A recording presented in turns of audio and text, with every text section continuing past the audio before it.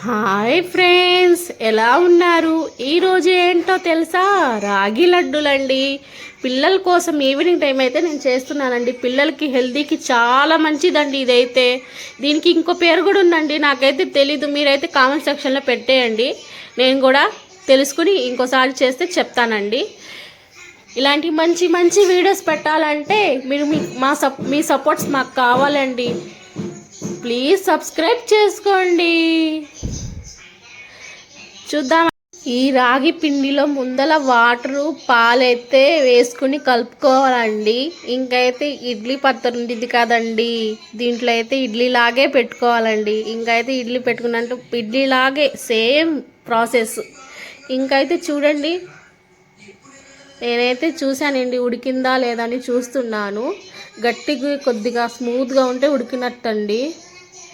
ఇలాగ చూసుకోవాలి. చూడండి, మీరు కూడా చూడండి ఒకసారి, మీరు కూడా ట్రై చేసి చూడండి. ఇదిగోండి ఇలాగ వచ్చేసేయండి ఇడ్లీ లాగా. ఇంకైతే నేను అంతా తీసుకొని ఒక బౌల్లో అయితే పెట్టుకున్నానండి. ఇంకైతే అవి ఎలాగంటే కొద్దిగా చేతితో మెత్తాలంటే కొద్దిగా గట్టిగా ఉంటాయి. అందుకని నేనైతే మిక్సీలో వేసానండి. బాగా స్మూత్గా ఉంటుంది. అసలు నోట్లో వేసుకుంటే అసలు ఎంత స్మూత్గా ఉంటుందంటే అంత ఉంటుందండి. చాలా బాగుందండి అయితే ఇది. మీరు కూడా ట్రై చేయండి ఫ్రెండ్స్. ఇంకైతే నేను దాంట్లో బెల్లం అయితే తురుముకుని పెట్టుకున్నానండి. ఇంకా నెయ్యి వేసుకుని కలుపుకుంటున్నానండి.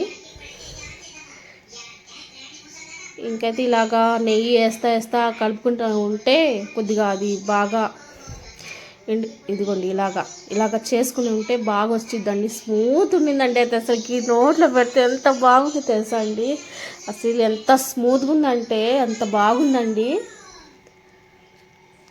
చాలా బాగుందండి. మీరు కూడా మీ పిల్లల కోసం ట్రై చేయండి ఫ్రెండ్స్. ఎలాగొచ్చింది ట్రై చేసి నాకు కామెంట్ సెక్షన్లో పెట్టండి.